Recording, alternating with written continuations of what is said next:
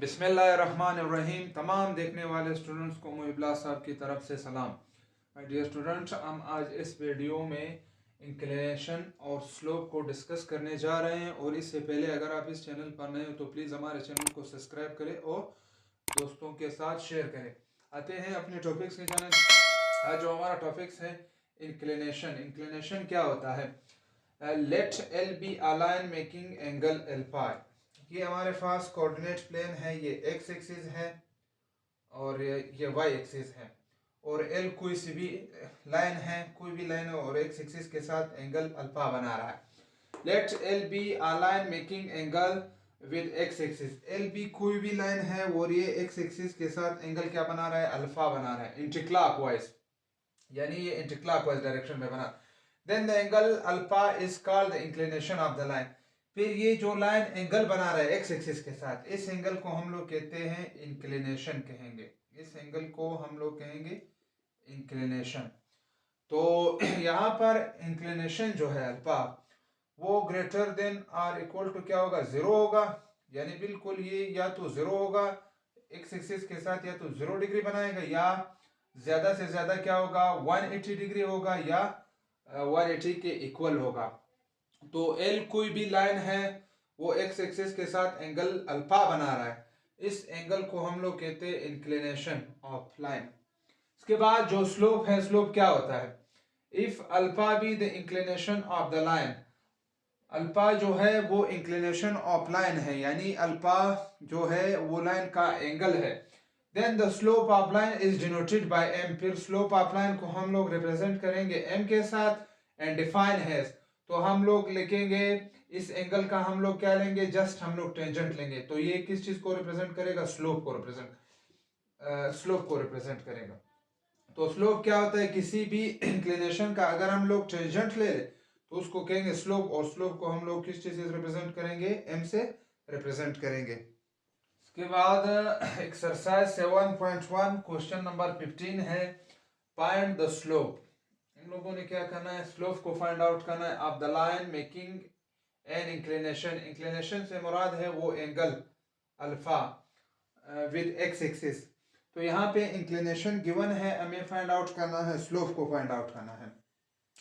तो solution start करेंगे। यहाँ पर गिवन है अल्फा इज इक्वल टू क्या है? 120 है। इससे पहले हम लोगों ने पढ़ा था कि स्लोप क्या होता है। इसी एंगल का हम लोग क्या लेंगे? टेंजेंट लेंगे। तो स्लोप को हम लोग टू पॉइंट स्लोप, जब भी स्लोप को फाइंड आउट करेंगे तो स्लोप को हम लोग किस चीज से रिप्रेजेंट करते थे? एम से। और एम लेते थे टेंजेंट ऑफ अल्फा। एम इसी तरह आएगा, टेंजेंट एस से लगाएंगे एज इट इज। अल्फा की जगह पे क्या है? 120 डिग्री। तो 120 डिग्री की वैल्यू हमें फाइंड मालूम नहीं है, हमें जस्ट टेंजेंट 45 की वैल्यू का पता है, टेंजेंट 30 की वैल्यू का पता है और टेंजेंट 60 का। लेकिन टेंजेंट 120 की वैल्यू को हमें पता नहीं, तो हम इसको ऐसे लिखेंगे, टेंजेंट 180 माइनस 60। 180 में से जब 60 माइनस करेंगे तो ये वापस क्या होगा? 120 के इक्वल होगा। यहाँ पर आप लोगों ने एक फार्मूला पढ़ा होगा फर्स्ट ईयर में ट्रिग्नोमेट्री में, कि अलाइड एंगल को यूज करेंगे। अलाइड एंगल ये है कि टेंजेंट 180 माइनस थीटा। तो हमें पता है कि ये 0 डिग्री है, ये 90 डिग्री है, और ये 180 है, ये 270 है, ये 360 है। तो 180 ये है। 180 से जब कोई चीज सब्ट्रैक्ट होता है तो वो सेकंड क्वाड्रेंट में आएगा। सेकंड क्वाड्रेंट में टेंजेंट क्या होगा? नेगेटिव होगा। इसके बाद जो भी एंगल होगा, तो यानी ये थर्ड क्वाड्रेंट में आएगा। थर्ड क्वाड्रेंट में एंगल क्या होगा? नेगेटिव होगा और थीटा एज इट इज आएगा। लेकिन इस बार थीटा की जगह पे क्या है? 60। तो ये थर्ड क्वाड्रेंट में चेंज हो, थर्ड क्वाड्रेंट में टेंजेंट क्या होता है? नेगेटिव होता है।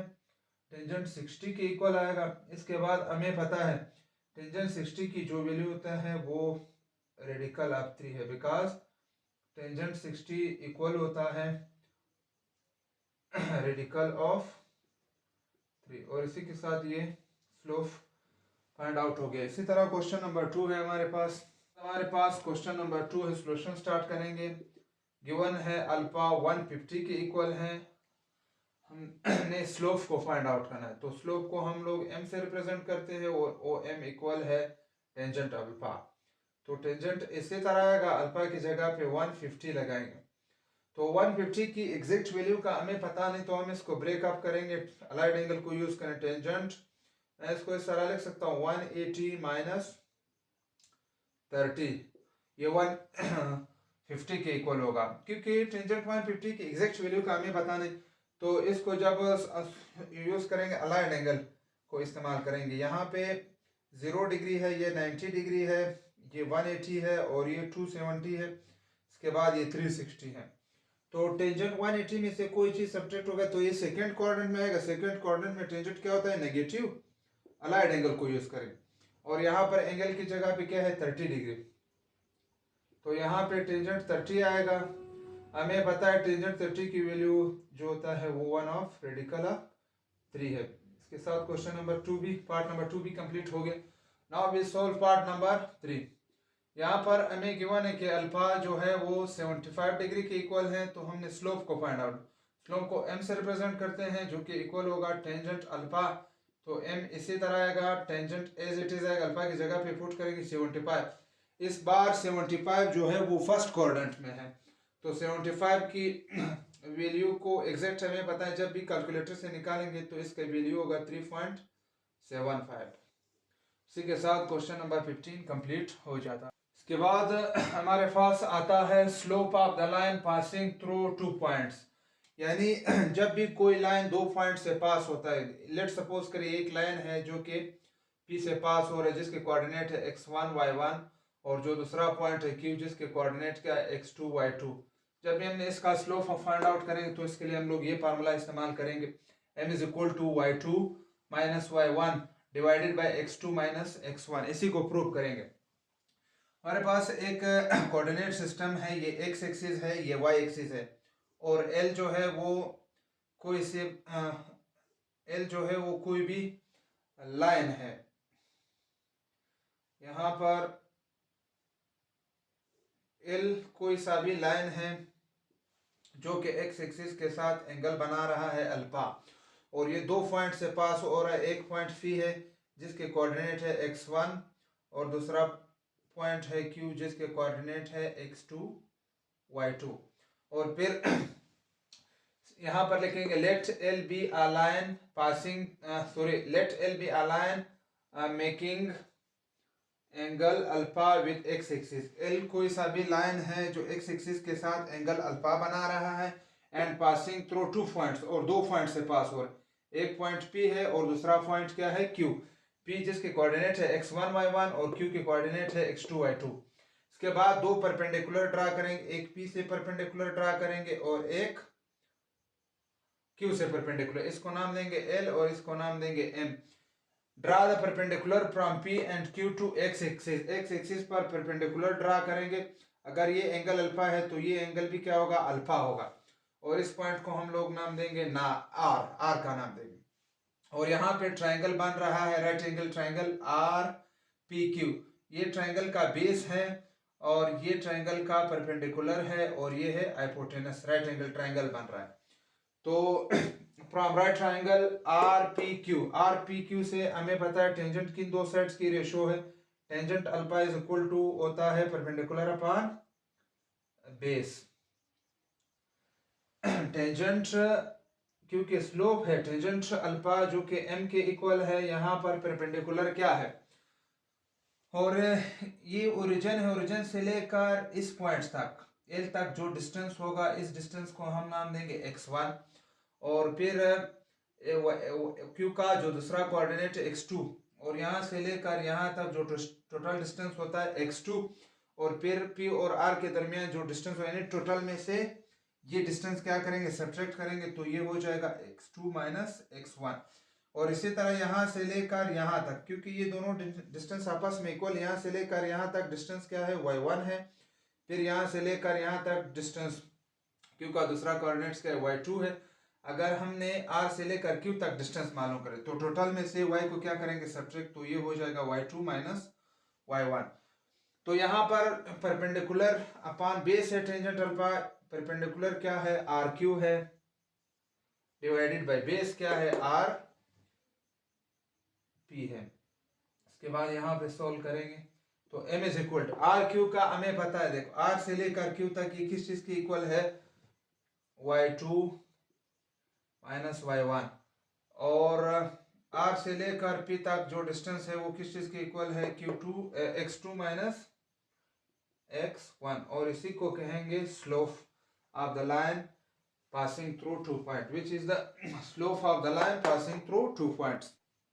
इसके बाद एक्सरसाइज 7.1 क्वेश्चन नंबर 16 है, find the slope of the line. Slope को फाइंड आउट करना है ज्वाइनिंग द पॉइंट्स, जो दो पॉइंट से क्या हो रहा है पास हो रहा है। तो हम सॉल्यूशन स्टार्ट करेंगे, दो पॉइंट्स दिए हैं, लेट करेंगे, एक को नाम देंगे ए जो कि इक्वल हो जाएगा -9 -11, और इसके कोऑर्डिनेट्स हो जाएंगे x1 y1। इसके बाद जो दूसरा पॉइंट है उनको नाम देंगे बी जिसके कोऑर्डिनेट है 6 8, और इसके कोऑर्डिनेट्स हो जाएंगे x2 y2। इसके बाद स्लोप को फाइंड आउट करेंगे। अभी हम लोगों ने पढ़ा था फार्मूला, जो स्लोप होता है दो पॉइंट से पास होता है, स्लोप को हम m से रिप्रेजेंट करेंगे, और उसका फार्मूला ये है y2 minus y1 divided bye क्या हो जाएगा x2 माइनस x1।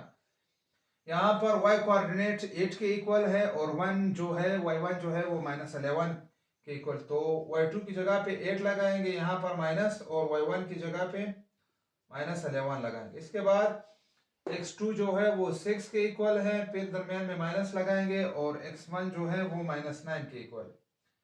जब सॉल्व करेंगे तो 8 इसी तरह लिख लेंगे, माइनस माइनस क्या हो जाएगा प्लस हो जाएगा 11, यहाँ पर 6 एज इट इज, इन दोनों को प्लस करेंगे, माइनस माइनस क्या हो जाएगा प्लस हो जाएगा।